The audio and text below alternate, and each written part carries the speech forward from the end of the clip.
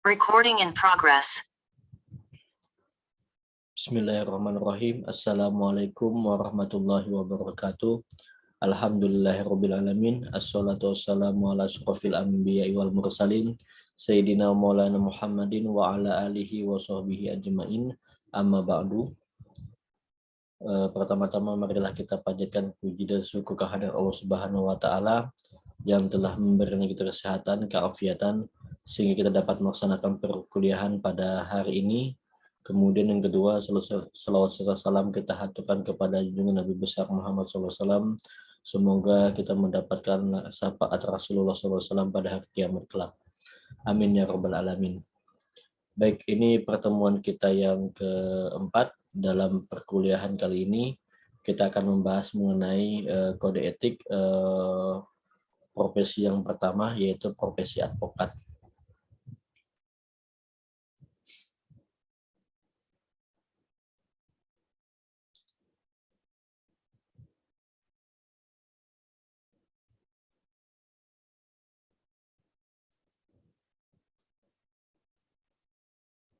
Baik, jadi ini pertemuan yang keempat, kita akan membahas mata kuliah kode etik profesi advokat untuk mata kuliah etika profesi hukum.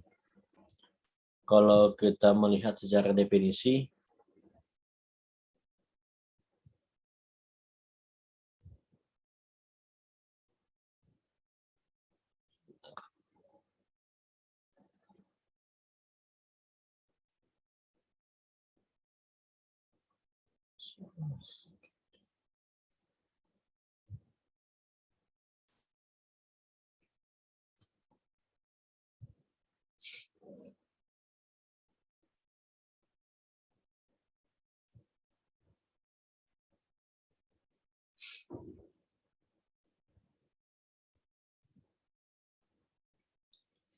jika kita melihat secara definisi, advokat adalah orang yang berprofesi memberi jasa hukum baik di dalam maupun di luar pengadilan yang memenuhi persyaratan berdasarkan ketentuan undang-undang. Kemudian organisasi advokat adalah organisasi profesi yang didirikan berdasarkan undang-undang ini. Maksudnya di sini berarti advokat itu merupakan salah satu profesi yang memberikan jasa hukum baik di dalam maupun di luar pengadilan. Berarti baik secara litigasi maupun non litigasi. Yang mana untuk memberikan jasa hukum tadi itu diatur dalam undang-undang. Maksudnya undang-undang ini adalah Undang-Undang Nomor 18 Tahun 2003 tentang profesi advokat. Kemudian organisasi advokat adalah organisasi profesi yang didirikan berdasarkan undang-undang ini. Berarti ada organisasi yang didirikan berdasarkan Undang-Undang Nomor 18 Tahun 2003 untuk menaungi profesi advokat.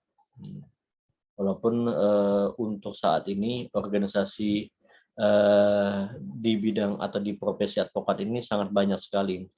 Kalau kita lihat di tahun 2003 setelah pembentukan Undang-Undang Nomor 18 Tahun 2003, setahun kemudian kan berdasarkan amanah dari undang-undang tersebut harus telah berdiri organisasi.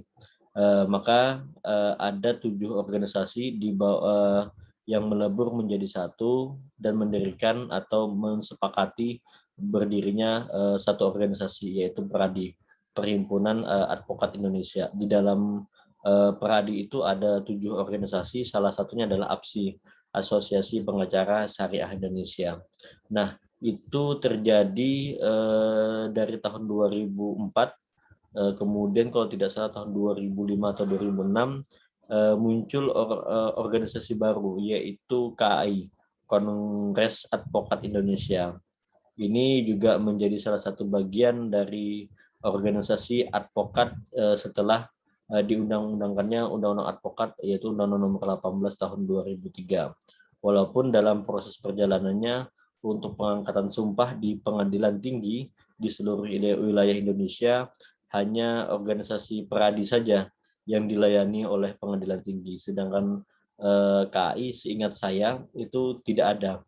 Namun setelah tahun 2015, setelah ada surat keputusan dari Ketua Mahkamah Agung mengenai pengangkatan sumpah organisasi advokat. Nah, itu baru ada pengangkatan sumpah, bahkan bukan hanya dari Pradi dan KAI, seluruh organisasi advokat itu bisa mengajukan permohonan pengangkatan sumpah.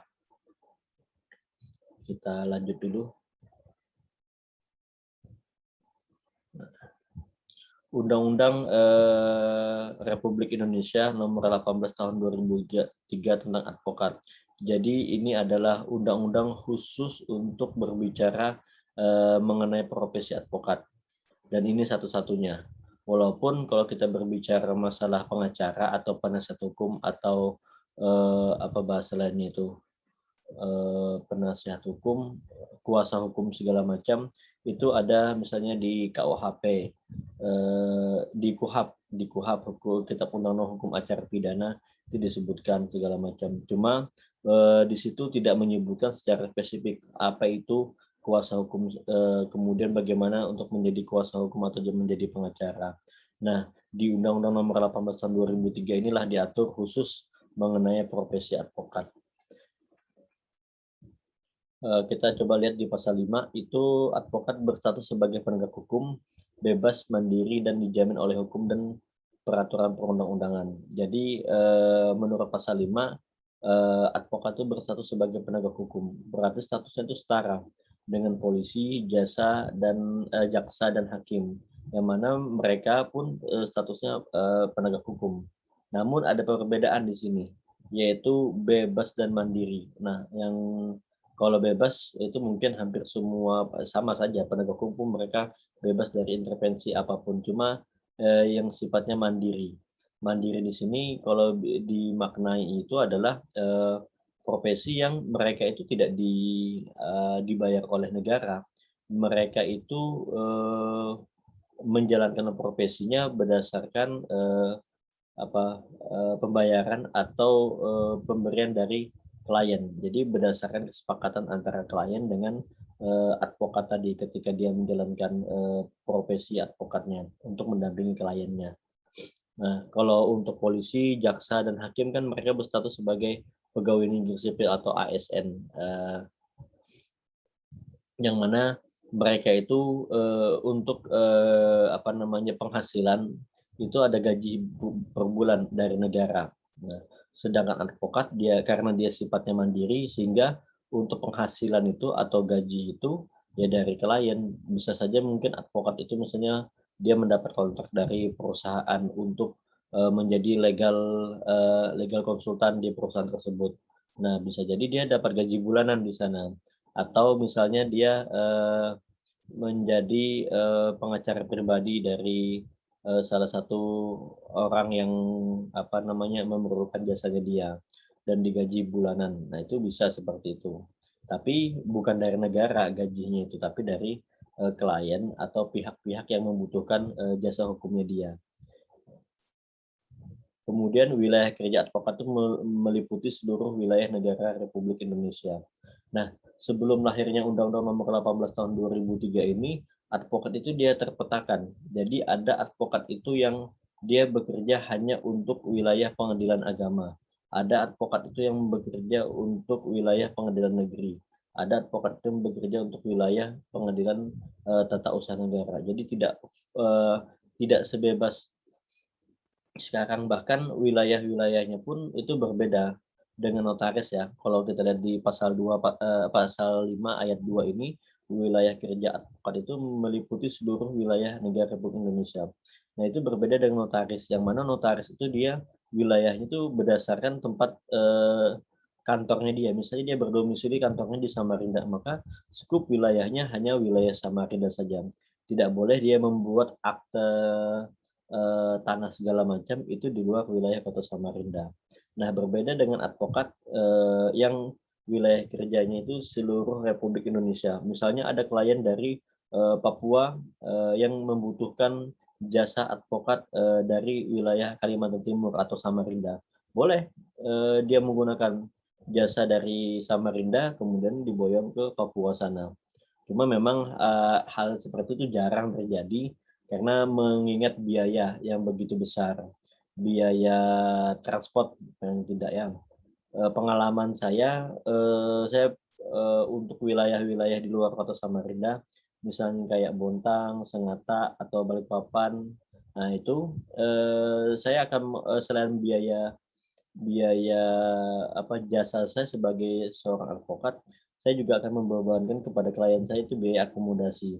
Yang mana biaya akomodasi itu dibayar oleh klien setiap saya harus ke wilayah tempat sidang tersebut. Misalnya saya ada jadwal sidang di Bontang, maka klien tersebut wajib membayar saya untuk akomodasi ketika saya mau ke Bontang. Itu meliputi biaya transport, makan, kalaupun ada nginap berarti sama penginapannya, seperti itu. Makanya biasanya kalau perkara-perkara di luar daerah itu, bahkan bisa lebih besar biaya transport atau akomodasinya daripada biaya jasa advokatnya, gitu. Bahkan kalau kita lihat tidak jarang juga sebenarnya pengacara-pengacara dari Jakarta itu turun ke Kalimantan Timur untuk bersidang di Samarinda, di Balikpapan itu bisa. Biasanya itu berkaitan dengan perusahaan besar atau salah satu pemilik perusahaan itu yang memerlukan jasa advokat dari Jakarta. Mungkin dia tidak percaya dengan advokat Samarinda, akhirnya dia coba menggunakan advokat Jakarta. Bisa juga seperti itu. Jadi dengan bahasa di ayat 2 pasal 5 ini, maka advokat itu boleh melakukan pendampingan hukum atau menjalankan profesi sebagai advokat di seluruh wilayah Indonesia.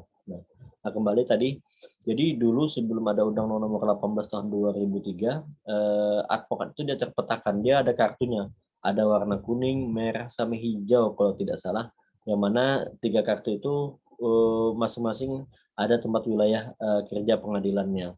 Nah, setelah lahirnya Undang-Undang Nomor 18 Tahun 2003 ini, maka tidak ada pemetaan seperti itu.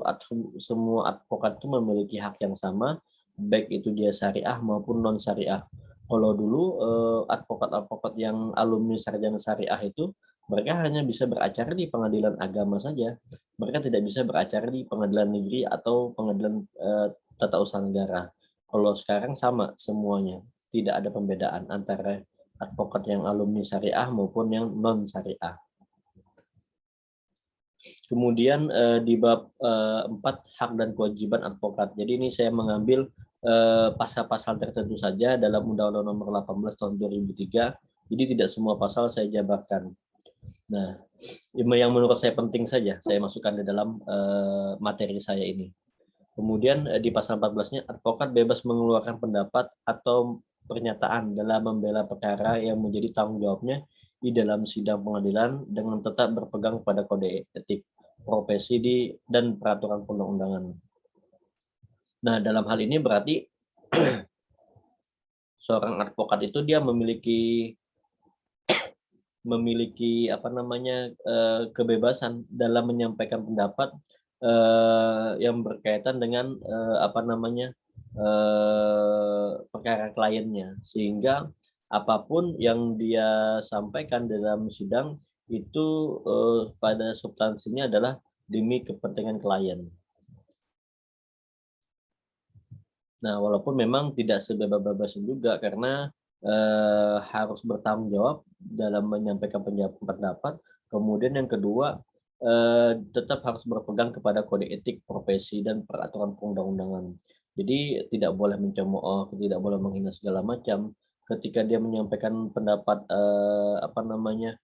pernyataan di dalam sidang, tapi dengan bahasa-bahasa umpatan atau bahasa-bahasa hinaan segala macam, apalagi itu ditujukan kepada majelis hakim, itu bisa kena sanksi atau pelanggaran contempt of court, tidak hormat terhadap lembaga peradilan. Jadi itu ada sanksinya, bahkan dia tidak boleh menjalankan profesi sebagai advokat gitu. Kalau tidak salah dulu pernah terjadi itu dengan almarhum Adnan Buyung Nasution. Kalau tidak salah, seingat saya seperti itu. Pak Adnan Buyung itu pernah saking kesalnya itu melempar sepatu ke hakim. Akhirnya beliau itu dikenakan sanksi tidak boleh bersidang selama beberapa waktu, dan akhirnya beliau ke Belanda pada saat itu. Seingat saya itu ada ceritanya, Pak Adnan Buyung Nasution. Beliau salah satu pengacara paling senior di Indonesia. Bahkan beliau itu bapaknya Lembaga Bantuan Hukum Indonesia itu ya, Adnan Buyung. Cikal bakalnya Lembaga Bantuan Hukum itu lahir ya dari Adnan Buyung Nasution. Jadi pendiri pertama YLBHI di Jakarta, awalnya kan Jakarta, itu dari Adnan Buyung. Walaupun memang ada sedikit pendapat beliau yang bahasanya itu kontroversial atau tidak memihak kepada alumni-alumni syariah. Beliau salah satu orang yang menentang alumni syariah itu bisa menjadi advokat atau pengacara. Beliau salah satunya. Tapi beliau sudah wafat, yang mudahan diberi kelapangan dan dirahmati Allah Subhanahu wa taala beliau. Kemudian di pasal 15, advokat bebas dalam menjalankan tugas profesinya untuk membela perkara yang menjadi tanggung jawabnya dengan tetap berpegang pada kode etik profesi dan peraturan perundang-undangan. Nah, ya tetap seperti tadi, advokat itu boleh menyampaikan pendapat, kemudian bebas menjalankan tugasnya, cuma tetap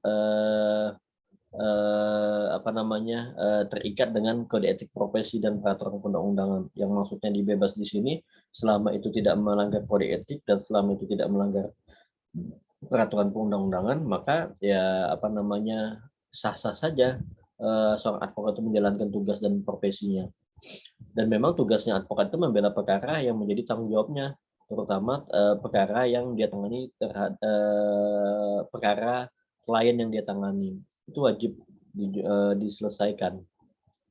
Di pasal 16, advokat tidak dapat dituntut baik secara perdata maupun pidana dalam menjalankan tugas profesinya dengan itikat baik untuk kepentingan pembelaan klien dalam sidang pengadilan.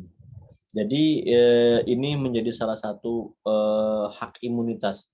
Jadi setiap kita mengikuti kegiatan pelatihan profesi advokat, senior-senior di advokat itu pasti menyampaikan bahwa seorang advokat itu memiliki hak imunitas.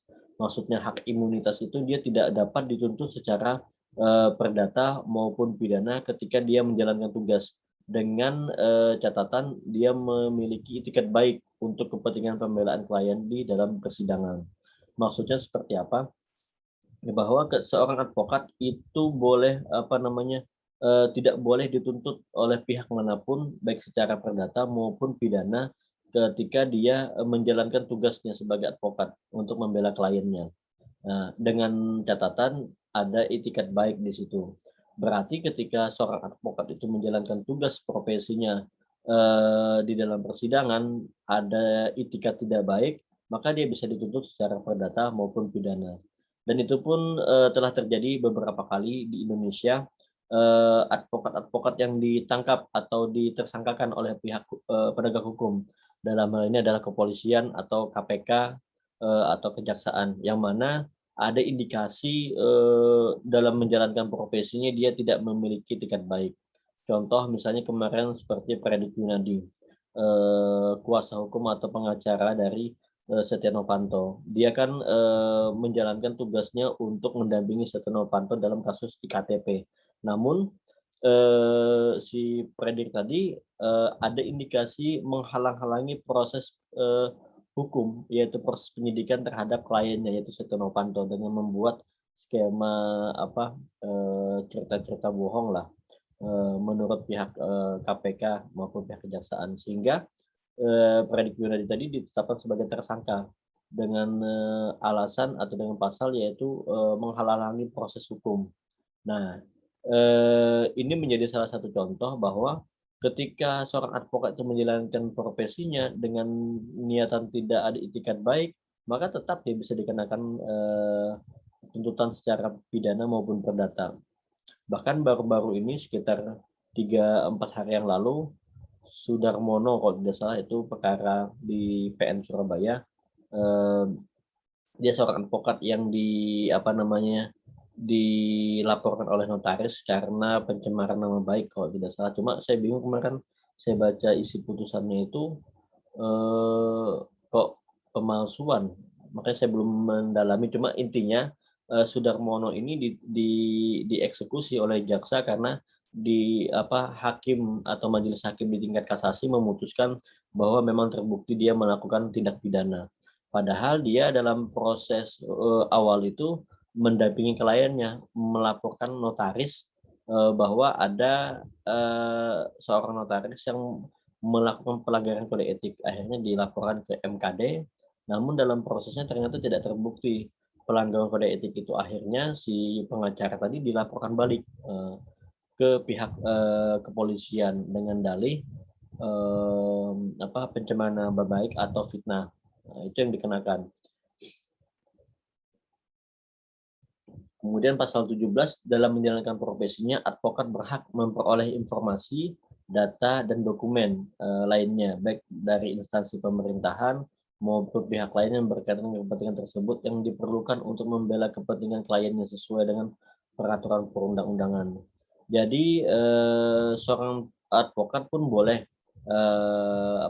memperoleh informasi maupun data, dokumen dari instansi pemerintahan dengan tujuan mencari informasi atau mendapatkan data itu untuk pembelaan kepentingan kliennya. Walaupun memang tidak semudah itu ketika kita berbicara proses di lapangan. Banyak instansi pemerintahan itu yang menutup data mereka. Ya, alasan mereka karena itu data pribadi sehingga tidak boleh dibuka ke publik, termasuk kepada advokat. Padahal kalau kita merujuk ke pasal 17 ini, ya harusnya instansi pemerintahan itu harus membuka, apalagi ketika berbicara bahwa itu ternyata informasi yang memang harus diketahui oleh publik, namun tetap tidak dibuka oleh pemerintah. Nah, kalau kayak gitu biasanya kita bisa gugat ke Komisi Informasi untuk ketidakterbukaan pemerintah dalam hal informasi terhadap layanan data atau dokumen lainnya yang memang itu sebenarnya konsumsi publik. Agak susah. Bahkan kalau misalnya pengalaman saya dalam proses meminta data buku nikah, misalnya buku nikah itu hilang, klien saya ingin bercerai. Nah, itu agak susah ketika kita minta ke KUA, kecuali bahasanya kita menyampaikan alasan-alasan kenapa kita minta duplikat buku nikah itu pun harus negosiasi yang panjang sama pihak kepala KUA. Walaupun memang tidak semua kepala KUA, ada beberapa kepala KUA tertentu saja.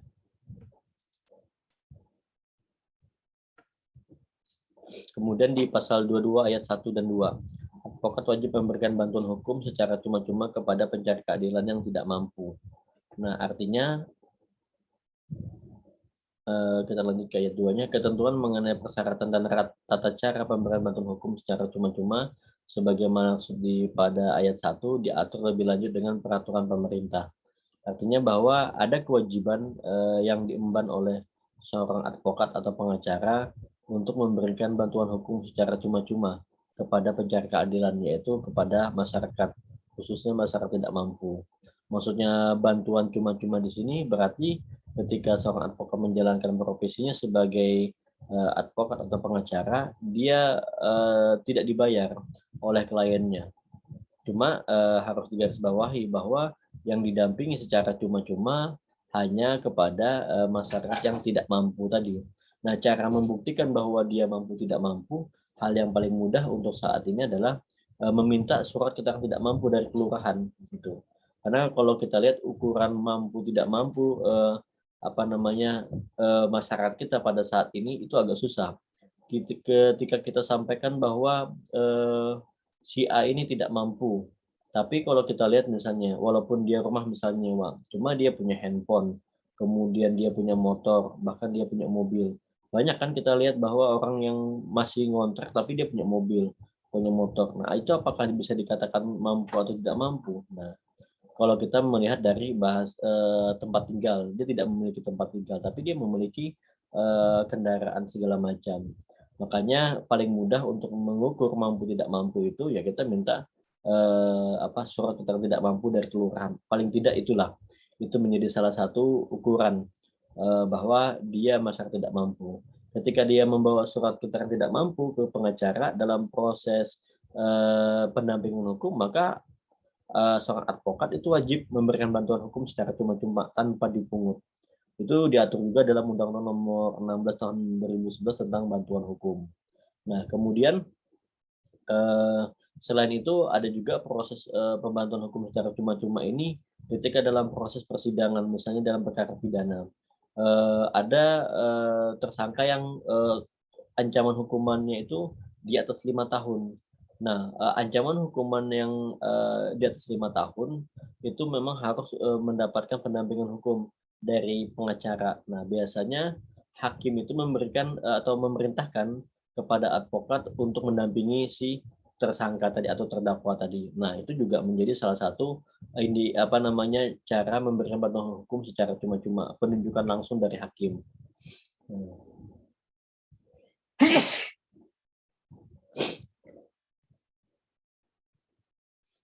Kemudian di pasal 25, advokat menjalankan tugas dalam sidang pengadilan dalam menangani perkara pidana wajib menggunakan atribut sesuai dengan peraturan perundang-undangan.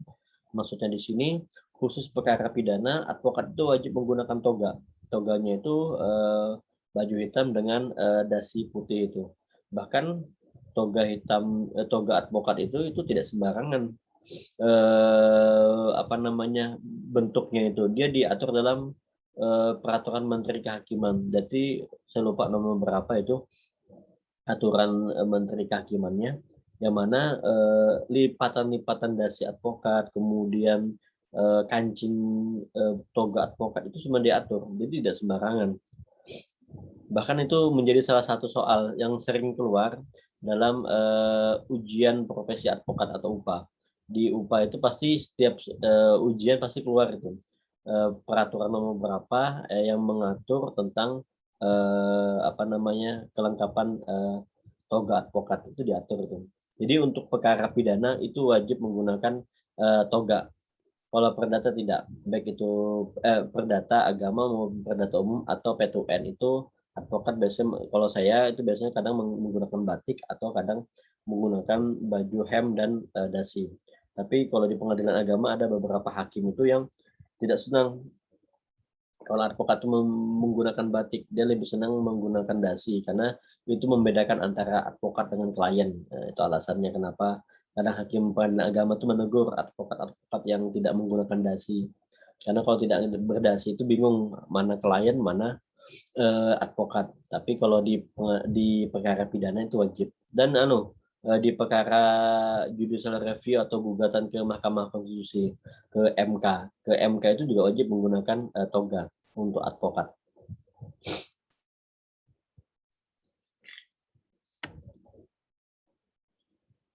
Kemudian kita masuk ke kode etik. Nah,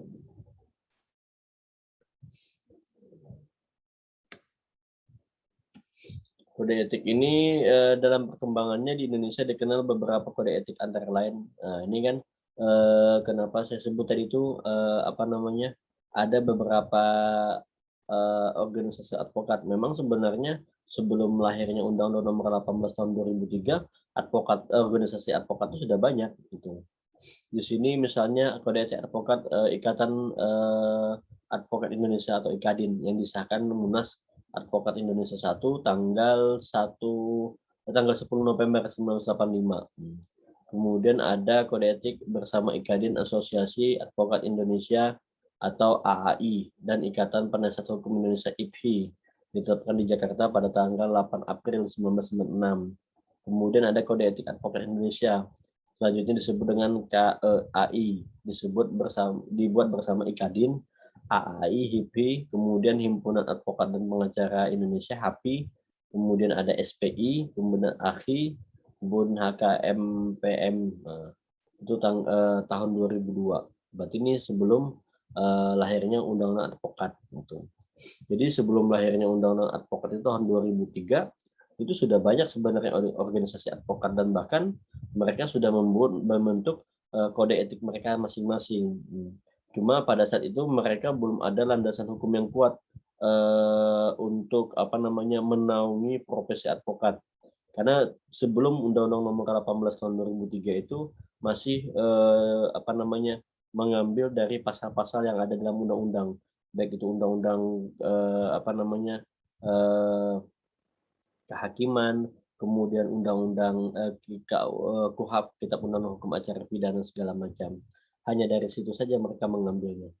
Kemudian kode etik advokat Indonesia adalah sebagai hukum tertinggi dalam menjalankan profesi yang menjamin dan melindungi namun membebankan kewajiban kepada setiap advokat untuk jujur dan bertanggung jawab dalam menjalankan profesinya baik kepada klien, pengadilan, negara, atau masyarakat dan terutama kepada dirinya sendiri. Jadi kode etik itu menjadi hukum tertinggi, ya sama sih sebenarnya untuk seluruh profesi hukum, kode etik itu menjadi hukum tertinggi mereka dalam menjalankan tugas. Karena di situ diatur bagaimana tata cara bersikap, bagaimana tata cara menjalankan tugas, bagaimana cara menghormati teman sejawat segala macam, itu diatur dalam kode etik advokat. Bahkan di situ ada hak dan kewajiban bagi seorang advokat. Kemudian kode etik adalah pengaturan tentang perilaku anggota baik dalam interaksi sesama anggota atau rekan anggota organisasi advokat lainnya maupun dalam kegiatan di muka pengadilan baik beracara di dalam maupun di luar pengadilan. Berarti kode etik ini mengatur bukan hanya advokat ketika dia beracara di pengadilan, di luar pengadilan pun tetap melekat kode etik advokat tersebut. Jadi ketika dia mengemban sebagai profesi advokat, kapanpun, dimanapun dia wajib menjunjung tinggi aturan-aturan yang ada di kode etik, baik itu dengan pengadilan, kemudian klien, bahkan di luar pengadilan pun dia wajib menjunjung tinggi profesinya dengan menghormati atau menjaga aturan-aturan yang ada dalam kode etik advokat. Nah, ini pengkelompokan kode etik advokat. Jadi kode etik advokat itu ada hubungan dengan kepribadian advokat umumnya. Kemudian kode etik dalam hubungan advokat dengan klien. Kemudian kode etik dalam hubungan dengan teman sejawat. Kode etik dalam cara bertindak menangani perkara. Kode etik dalam hubungan advokat terhadap hukum, undang-undang, kekuasaan, dan para pejabat pengadilan. Jadi semua lini ketika advokat itu menjalankan atau mengemban profesi advokat itu semua diatur baik secara umum terhadap kliennya, teman sejawat ini berarti teman sesama advokat. Nah, kemudian pada saat menangani perkara, kemudian hubungan dengan undang-undang, kekuasaan, dan para pejabat pengadilan. Itu tidak tidak sembarangan, ada aturan-aturan yang dituangkan dalam kode etik advokat. Kalau kita lihat secara singkat seperti ini, berarti sebenarnya seorang advokat itu tidak boleh sembarangan dalam bersikap ketika dia menjalankan profesi advokat.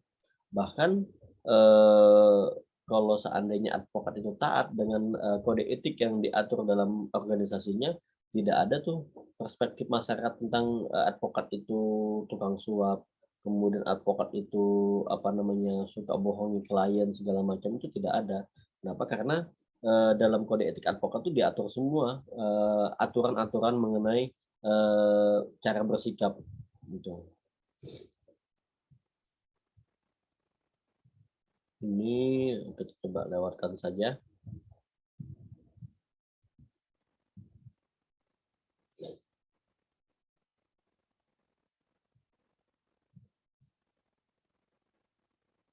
Nah, coba kita ini.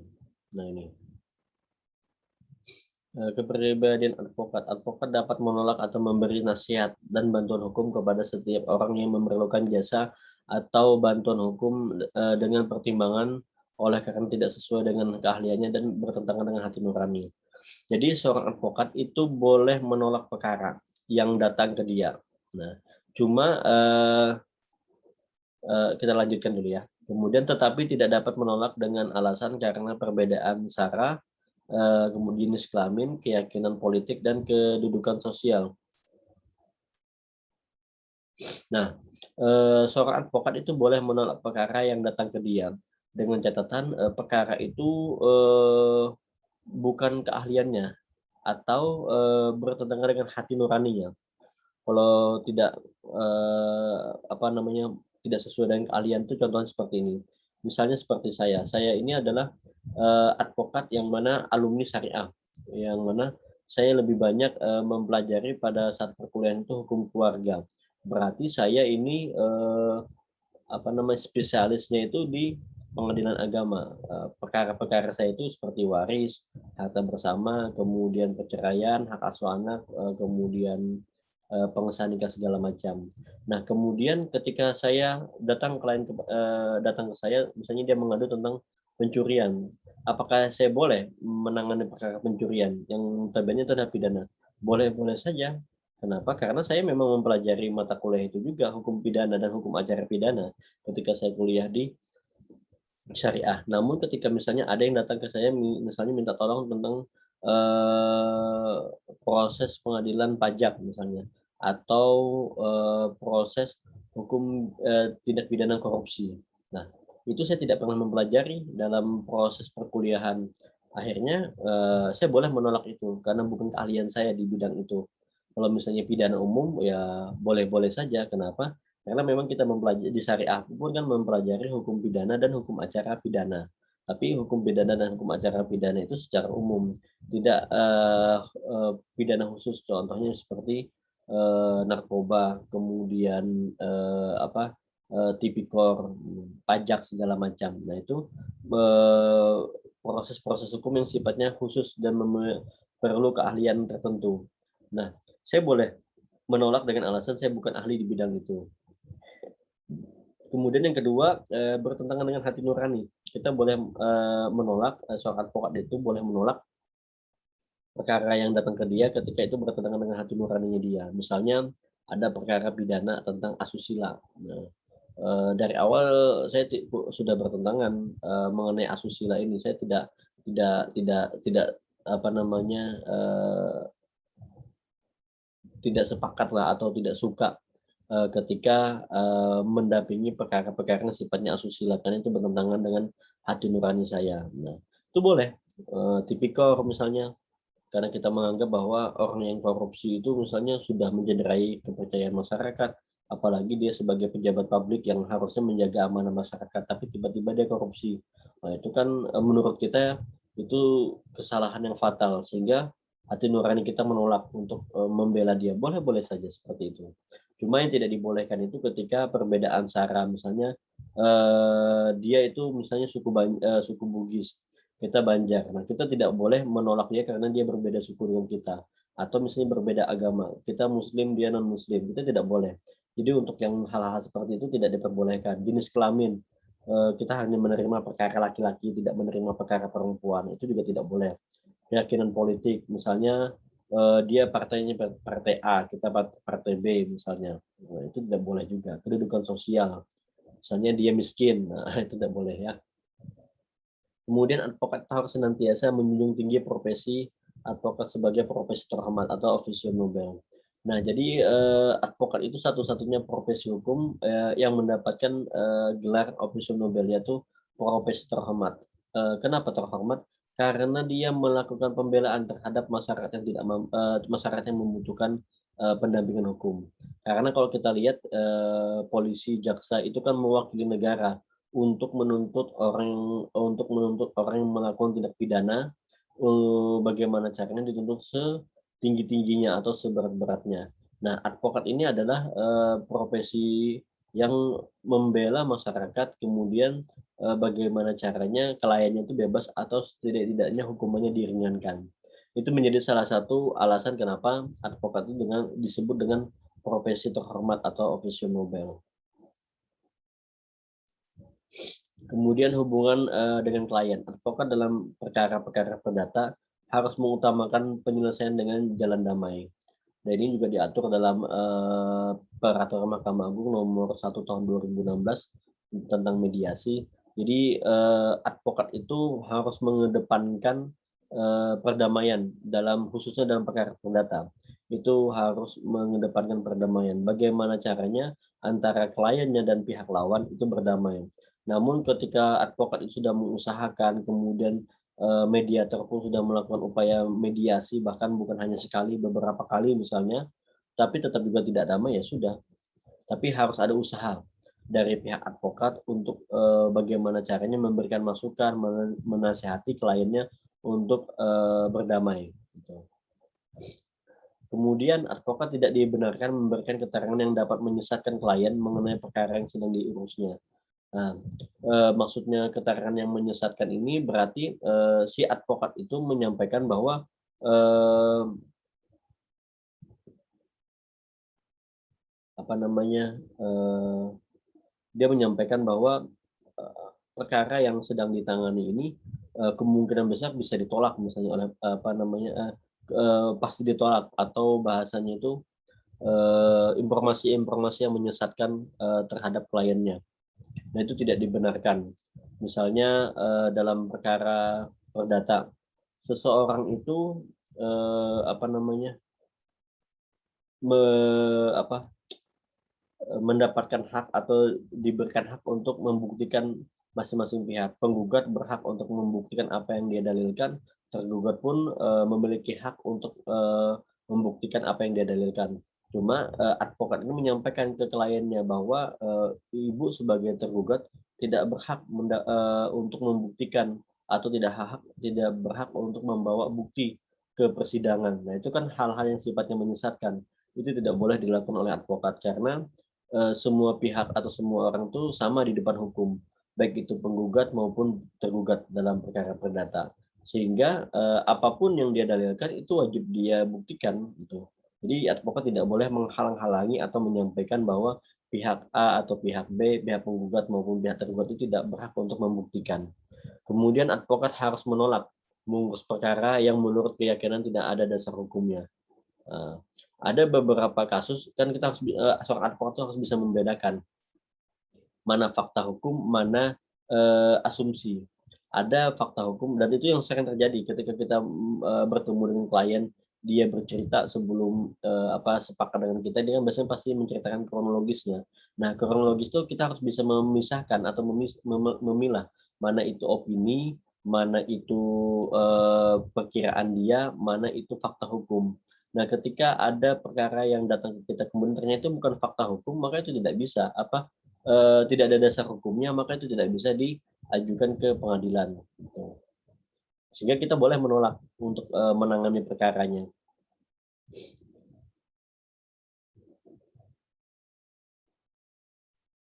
Hubungan dengan teman sejawat. Advokat tidak diperkenankan menarik atau merebut seseorang dari teman sejawat. Apabila klien hendak mengganti advokat, maka advokat yang baru hanya dapat menerima perkara itu setelah menerima bukti pencabutan pemberian kuasa kepada advokat semula dan berkewajiban mengingatkan klien untuk memenuhi kewajibannya apabila masih ada terdapat advokat semula terhadap advokat semula. Jadi maksudnya seperti ini. Misalnya saya adalah advokat yang mau digunakan jasa saya oleh klien saya. Nah, namun klien saya ternyata masih ada ikatan kuasa ikatan kuasa dengan advokat sebelumnya. Maka saya tidak boleh menerima kuasa dari calon klien saya tadi. Kenapa? Karena dia masih ada ikatan kuasa dengan advokat sebelumnya. Sehingga kalau dia mau menggunakan jasa saya, dia harus melakukan pencabutan kuasa dulu dengan advokat sebelumnya. Bahkan saya pun memiliki kewajiban untuk mengingatkan dia untuk menyelesaikan hak-hak si advokat yang semula tadi atau advokat yang terdahulu. Misalnya ada biaya-biaya atau ada operasional yang belum dibayarkan oleh klien.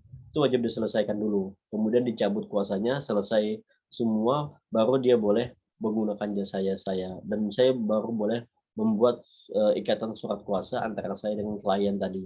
Ketika itu tidak terjadi, maka saya bisa dikenakan sanksi kode etik karena dianggap merebut klien teman sejawat. Gitu. Makanya agak hati-hati dalam proses seperti ini. Ini menjadi salah satu hal yang paling penting untuk ditanyakan kepada klien kita. Apalagi misalnya perkara itu sudah beberapa kali masuk persidangan, namun gagal terus. Nah, itu kita perlu pertanyakan bahwa apakah dia sebelumnya sudah menggunakan jasa advokat. Kalau kata dia sudah, kemudian kita harus tanyakan lagi apakah sudah menyelesaikan kewajibannya, kemudian sudah mencabut kuasa. Ketika itu belum dilaksanakan, maka harus diselesaikan dulu, baru dia bisa menggunakan jasa kita. Cara bertindak dalam menangani perkara. Surat-surat kepada teman sejawat dalam suatu perkara yang dibuat dengan membubuhkan catatan sans jurisprudence tidak dapat ditunjukkan kepada hakim. Advokat tidak dibenarkan mengajari atau mempengaruhi saksi-saksi diajukan pihak lawan. Nah, jadi dalam proses peradilan, seorang advokat itu tidak dibenarkan mengajari atau mempengaruhi saksi. Jadi saksi itu bercerita berdasarkan berdasarkan apa yang dia alami, apa yang dia rasakan, apa yang dia dengarkan, dan apa yang dia lihat. Nah, tapi boleh, menurut saya boleh kita, ketemu saksi kita dulu, eee, apa namanya, untuk, klarifikasi sejauh mana pengetahuan dia terhadap perkara tersebut. Nah, kalau yang di sini kan disebutkan bahwa mempengaruhi, saksi-saksi yang diajukan oleh pihak lawan. Biasanya kita ketika dalam perkara perdata, kita menanyakan, hakim itu kan pasti memberikan kesempatan kepada pihak penggugat atau kuasa hukum penggugat atau kuasa hukum tergugat untuk menanyakan terhadap saksi yang hadir di persidangan. Nah, pada saat itu ternyata saksi yang dihadirkan adalah pihak penggugat. Nah, kita sebagai tergugat, kuasa hukum tergugat, itu tidak boleh mempengaruhi atau mengintimidasi atau memberikan pertanyaan-pertanyaan yang membingungkan saksi. Itu menjadi salah satu hal yang bisa menjadi pelanggaran kode etik.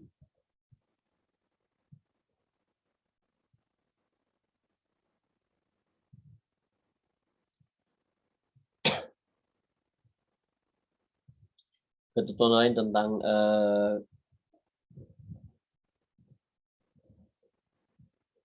kode etik, pemasangan iklan semata-mata untuk menarik perhatian orang dilarang, termasuk pemasangan papan nama yang berlebihan. Jadi seorang advokat itu ketika dia ingin membangun kantor atau memasang pelang, itu tidak boleh berlebihan. Standar pelang itu seperti apa sih? Tidak boleh juga kan seperti billboard yang besar itu, yang dari 100 meter sudah kelihatan pelangnya, itu tidak boleh, karena itu masuk dalam kategori hal yang berlebihan. Sehingga itu, masuk dalam kategori pelanggaran kode etik ketika dia memasang pelang sebesar itu. Pelang itu paling, 100 kali 150 atau, 75, 150, itu sudah standar, 75 sentimeter kali 150 sentimeter. Itu sebenarnya sudah standar untuk pelang lah ya. Boleh lebih kecil dari itu lagi tidak jadi masalah. Cuma kalau sudah bentuknya kayak billboard itu jelas itu, dilarang. Kantor advokat atau cabangnya yang diadakan suatu tempat yang dapat merugikan kedudukan atau martabat advokat tidak dibenarkan. Misalnya membuat kantor itu di lokalisasi, ya itu tidak diperbolehkan, karena itu akan menjatuhkan atau merendahkan marwah seorang profesi advokat gitu ya. Jadi tempat, pendirian atau penempatan cabang segala macam itu tidak boleh sembarangan juga. Harus tuh di tempat-tempat yang memang, mengangkat anunya dia lah, kedudukan dan martabat advokat. Kalau advokat masa membuka kantor di tengah-tengah lokalisasi misalnya. Advokat dapat mengundurkan diri dari perkara yang akan atau diurusnya apabila timbul perbedaan dan tidak tercapai kesepakatan tentang cara penanganan perkara dengan klien. Jadi misalnya sudah tanda tangan kuasa antara kita dengan pihak klien, ternyata dalam proses perjalanannya ada perbedaan pendapat dalam proses penyelesaian perkara tersebut. Misalnya kita pengennya itu ini harus sampai selesai atau ini harus sampai banding. Ternyata klien kita tidak, ini harus tidak perlu banding, atau misalnya kita pengen ada sita jaminan dalam proses gugatan itu, ternyata klien kita tidak mau. Padahal sita jaminan itu menurut kita sebagai advokat itu penting untuk menjamin bahwa objek itu tidak akan dibalik nama atau tidak akan dipindah tangankan ke pihak lain. Namun klien kita tidak mau menerima, kita sudah sampaikan segala macam, itu boleh. Itu termasuk salah satu hal yang, dalam kategori perbedaan, atau kesepakatan tidak tercapai penanganan perkara.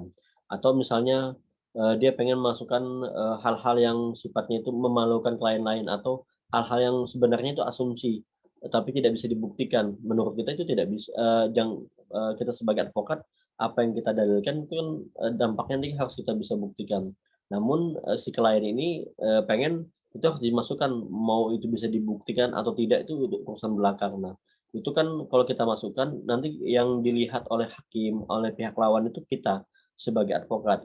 Maka kita bisa malu, bisa rendah martabat kita di depan mereka. Bisa dianggap kita nih advokat yang tidak paham aturan hukum. Nah, hal-hal seperti itu bisa terjadi dan bisa juga mengakibatkan tidak tercapai kesepakatan dalam penanganan perkara. Sehingga dengan perbedaan pendapat antara kita dan klien tadi, kita boleh mundurkan diri terhadap perkara tersebut. Gitu. Mungkin itu sedikit dari saya mengenai eh, kode etik advokat, kode etik profesi advokat dalam mata kuliah etika profesi hukum kali ini. Eh, saya akhiri. Wallahu muwaffiq ila aqwamit thoriq. Wassalamualaikum warahmatullahi wabarakatuh.